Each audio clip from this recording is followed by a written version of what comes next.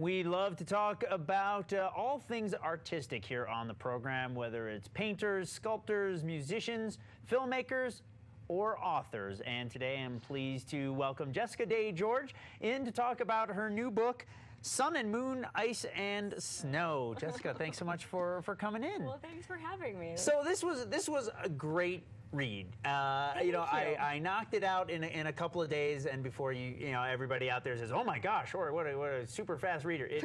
This is, I should point out, yes, this is a book for young adults. Yes, it is. So this is meant to be a little bit of an easy reader, but it's exciting. It's got magic. It's got romance. It's got action and all kinds of polar bears. Talking polar bears. What more could a child want in a book? Nothing more. This has everything. I wrote it for me. It's got all my stuff. It's got polar bears. It's got wolves. It's got princes. It's got horrible trolls and castles made out of ice. So I threw it all in there. Were you inspired by anything here in the state of Utah? I mean, you grew up in Idaho, up in I had more snow growing up in Idaho. Where it's a little chilly, yes. But we definitely have lots of cold days and nights. Yes, and I wrote this in the summer, so I wrote this during the summer. Who needs air conditioning? Who needs air conditioning? Well, a few years ago when I was in Norway in August, and the book is set in Norway. And in August in Norway there was snow where we were traveling through, and we actually traveled through the area where they filmed The Empire Strikes Back, the Moons of Hoth. Ah. And there was snow there in August. And it's such a fascinating place. These huge rocky crags and cliffs and snow all year round, and you can go see polar bears roaming free there, and it was just so amazing. I'm like, I have to write a book there. And your trip to Norway was really inspired years earlier when you Yes. saw the O with the slash through it. The O with the slash. It's in the Norwegian alphabet. The U. Okay. The U is pronounced. I was fascinated by the language. I had to learn it. It was so fun. It's a beautiful Where did you language. first see it that it was so fascinating? Skis on my ski equipment. The instructions repeat in Norwegian. I'm like, what is that? And then my mother is a very musical person, and she's been a piano teacher for years, and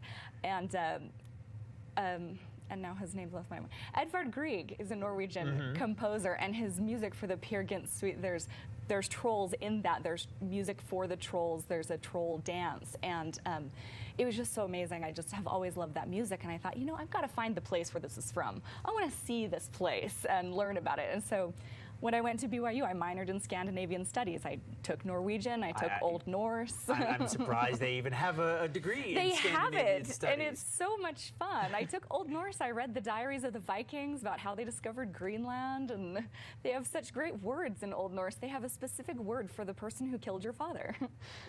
What other language has that word? Well, when it's that common an occurrence, I guess you need a word. You need a word for it, everything. And I use that in the book. The trolls are named things in Old Norse that mean murder of my father, death blow. They're all named head of the spear. Just these really, weapon, warlike Old Norse names. So. Now you mentioned Peer Gynt, yes. And this book is somewhat based on a classic Norwegian folktale. Yes, it is based on my very favorite fairy tale, and always had been even before I realized that was also from Norway. Just everything seemed to come from Norway that I liked. It's based on the fairy tale East of the Sun, West of the Moon, about a girl whose true love is taken away, and she has to go search for him, and he's being held in the Palace of the Trolls, which is east of the sun and west of the moon. And so how do you find that place? Where in the world is that? And so our girl in this book, who does not have a name because her mother was sick of having kids and just could not name one more baby, so she has no name, and so all she has is this, and this guy, and this search for to make things right, because she actually did something that resulted in him being taken away by the trolls. So to make things right, she has to search for him, and she goes all the way to the top of the world, to a palace made entirely out of gold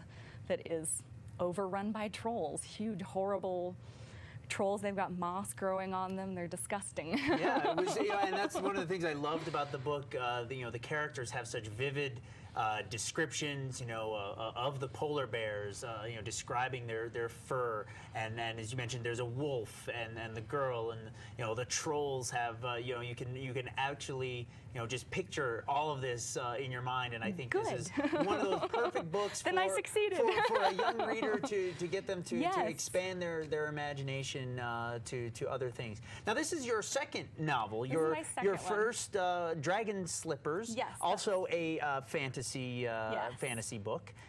And that's an entirely original fantasy. That's my own world I made up. My own creations are these dragons that, instead of hoarding gold, you always hear about dragons and their lairs full of gold. Well, this girl is sacrificed to the local dragon by her family because they can't afford her anymore. And boy, girls in your stories girls just aren't making it. And in my defense, is there a story behind that? No, there isn't. Oh, I was the baby. I'm my mommy's darling. So there's no background here. But my editor did kill my girl in Dragon Slippers. My editor killed her parents. She was not an orphan originally. My editor did that. But when she goes to talk to the dragon, she says, look, I'll get out of your way. You don't have to bother with me if I can just have some gold. And he doesn't collect gold. He collects women's shoes.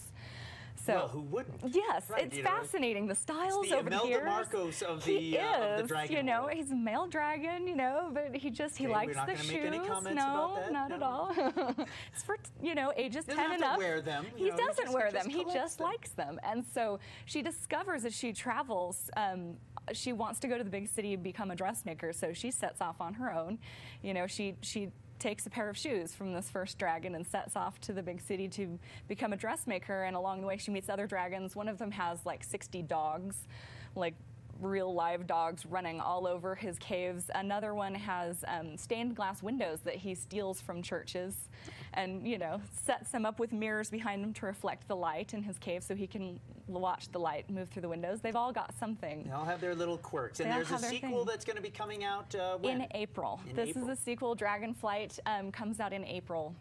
Right. So fantastic. Well, we'll keep an eye out for that one. You are going to be doing a reading and signing coming up tomorrow night. Tomorrow night. Where? Tell me where and when. It is at the King's English Bookshop in Salt Lake City. It's on 15th East and 15th South, and I'll be doing that 7 p.m. tomorrow night. There will be Norwegian cookies. There will be reading and chatting and signing. So. All right. Well, wonderful, Jessica. Thank you so much for coming in. If people want to read, an excerpt or from Dragon Slippers or a little bit more about this, you have your own website as well. I have my website. It's jessicadaygeorge.com, just as one word. And yes, there's all kinds of things. There's recipes from food that appear in the book. I've popped up recipes on there. There's pictures of the dogs from Dragon Slippers are in there because my dog is one of the dogs. And so there's all kinds of good stuff on the website. Fantastic. So. Jessica, thank you so much for coming in. Thank you for having me. We'll be back with a whole lot more right after these words. Don't go away.